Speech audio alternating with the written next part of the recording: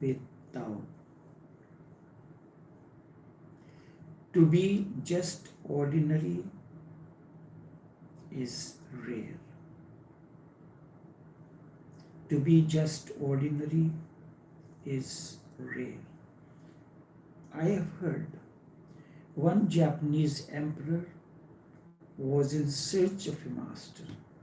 So he went from one teacher to another, but could not, but no one could satisfy him, because one old man had said that the real master would be most ordinary. So he went on searching, but could not find an ordinary man. He came back to the old man who was just on the dying bed and said, "You have put me in great trouble.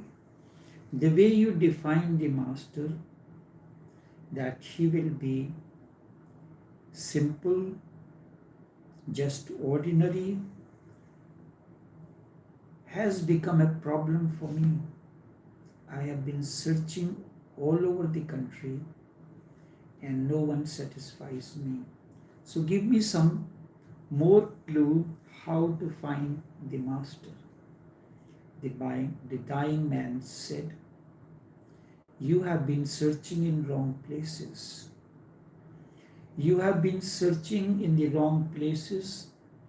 You have been going to persons who are in some way extraordinary, and then you try to find the ordinary. Move in the ordinary world, and really you are still trying to find the extraordinary. Now you define him as ordinary. You are still searching for the extraordinary. Now the definition has changed. Now you define him as the most ordinary, but the rare, the exceptional. You are still in this search. Leave all search. Don't do that, and the moment you are ready and not searching in this way or that way, a master will come to you. Sufis say master appears the moment the disciple is ready. Inner preparation is necessary in search of the master. The next morning, while he was sitting, he tried to understand what the old man has said and felt he was right. The desire left him. A beggar appeared, and he was the master. And he had known the beggar his entire life. He was always coming.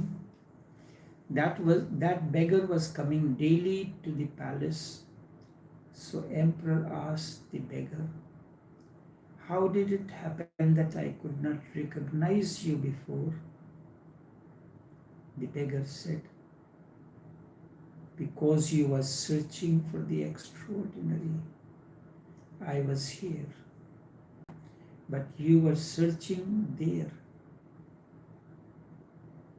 You missed me continuously." Tantra says this, not that. Particularly in this technique, there are techniques in which that is discussed, but this is most tantric, this here and now, the most intimate, your wife, your husband, this your friend, the beggar, maybe the master. But you are not looking at this, you are looking at that.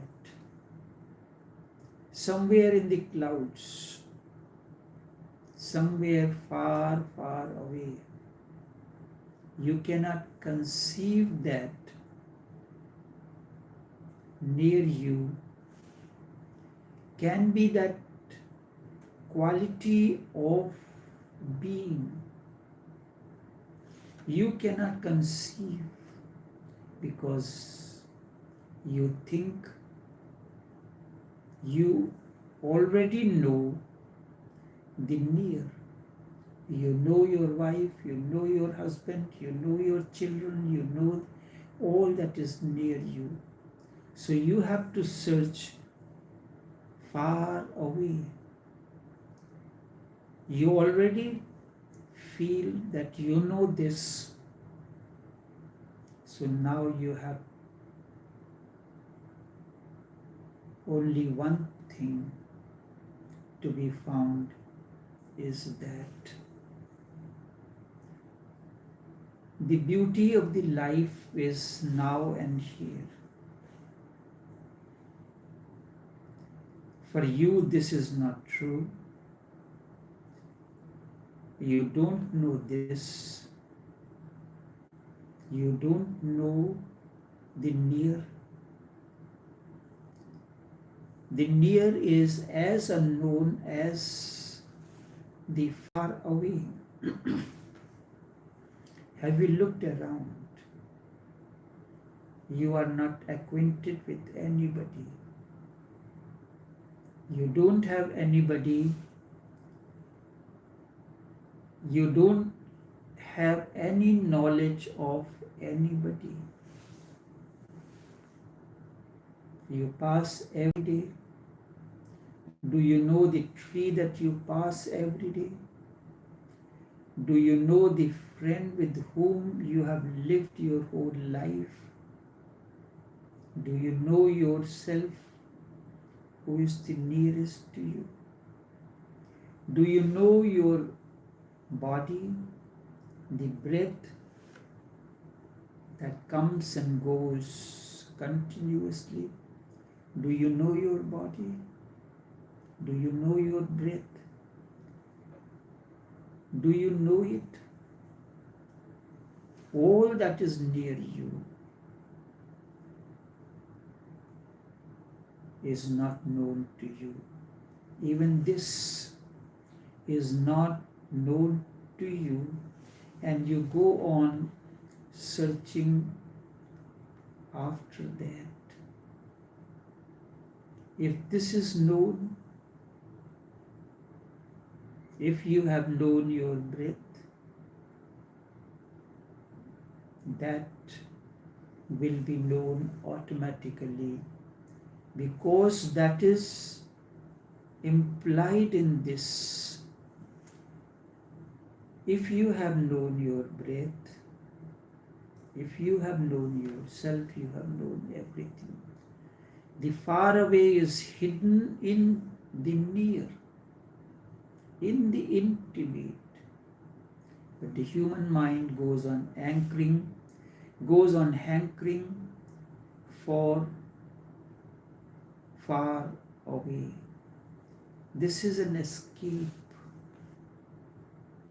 It is an escape to think of far away, because then you go on searching and searching and you will never find. Because life is this. Life is here. Life is now. If you think about and if you contemplate about it, you have to change yourself. I am once again reminded of an anecdote. Once it happened, Zen master was appointed a preacher in a temple. No one knew that he was a Zen master.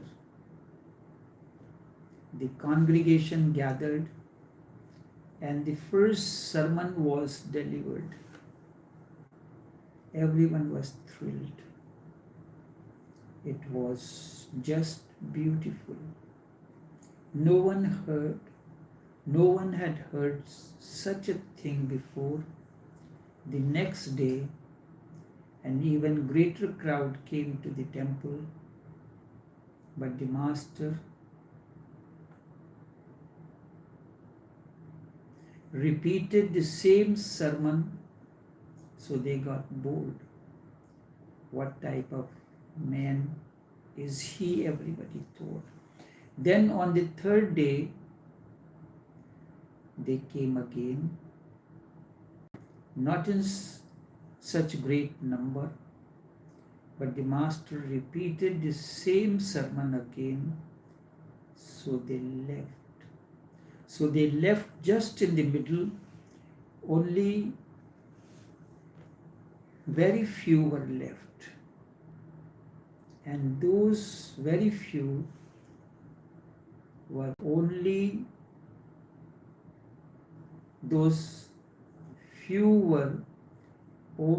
to ask,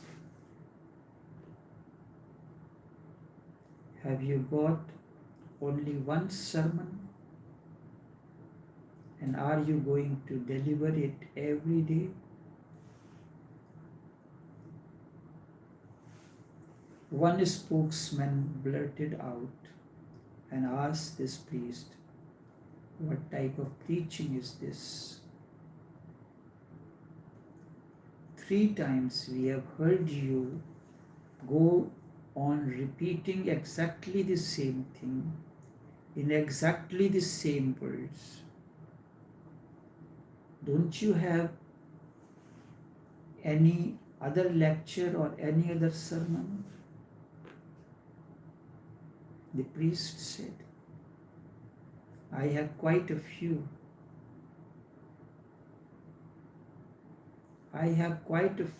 But you have not done anything about the first one. Unless you do something about the first one, I am not going to deliver the second. It is unnecessary. Today you came, I told you something. Did you practice it? Did you understand it? If not, if you have not learned how to spell the letter A or write the letter A, how can I move to the second letter B? Once you have learned how to pronounce letter A in music, there are 7 notes. Each note has a different wavelength. Have you practiced, understood? And the first note, when it flows out of it, does it have the same wavelength?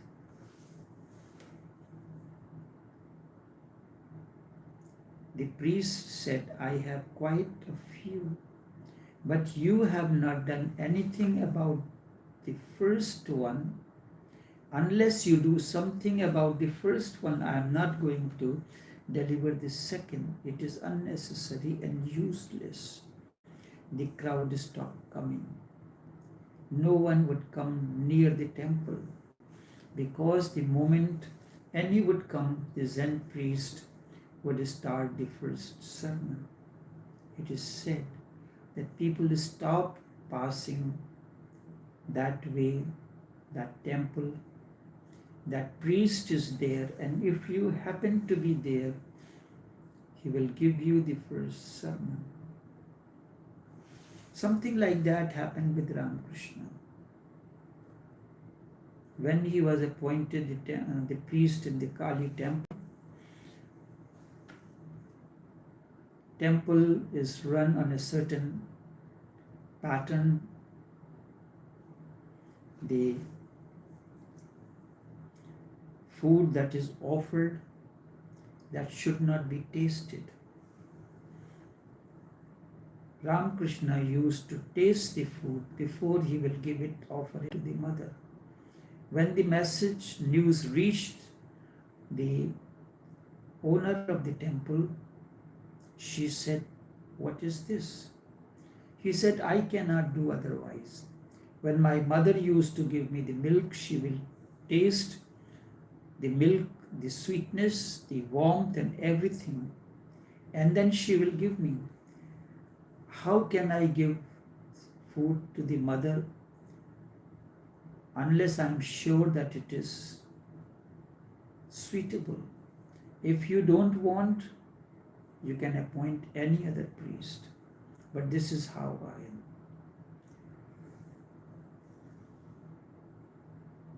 So the people stopped passing by the temple, and if anybody came, he will give the same sermon. He must have been a very deep knower of the human mind. Human mind wants to think and never does anything. We are thinkers, not doers.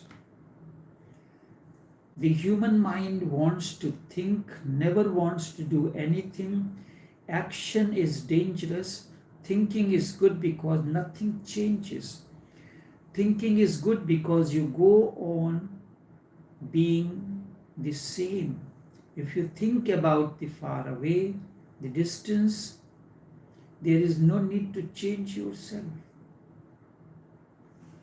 The Brahma, the Absolute cannot change you, but the neighbor, the friend, the wife, the husband, if you look at them, you will have to change yourself, and it is a trick of the mind not to look at them.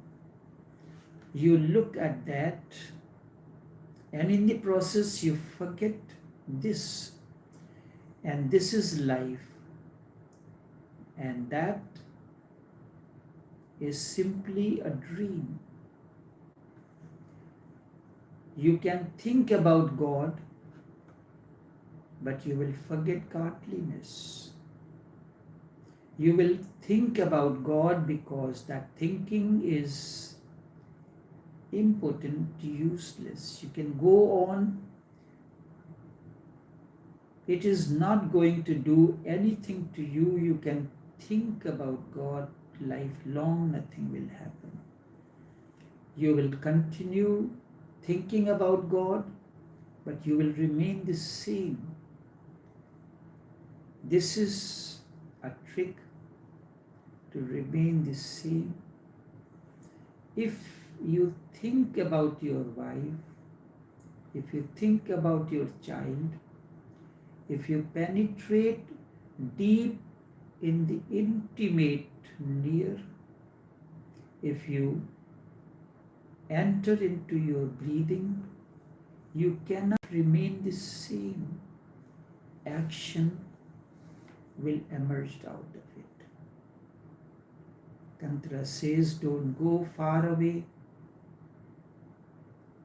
That what is life is here, this very moment, just near you.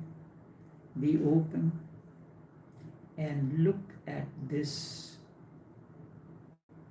The moment you look at this, that will take care of itself. That is embedded in this. Enough. करना।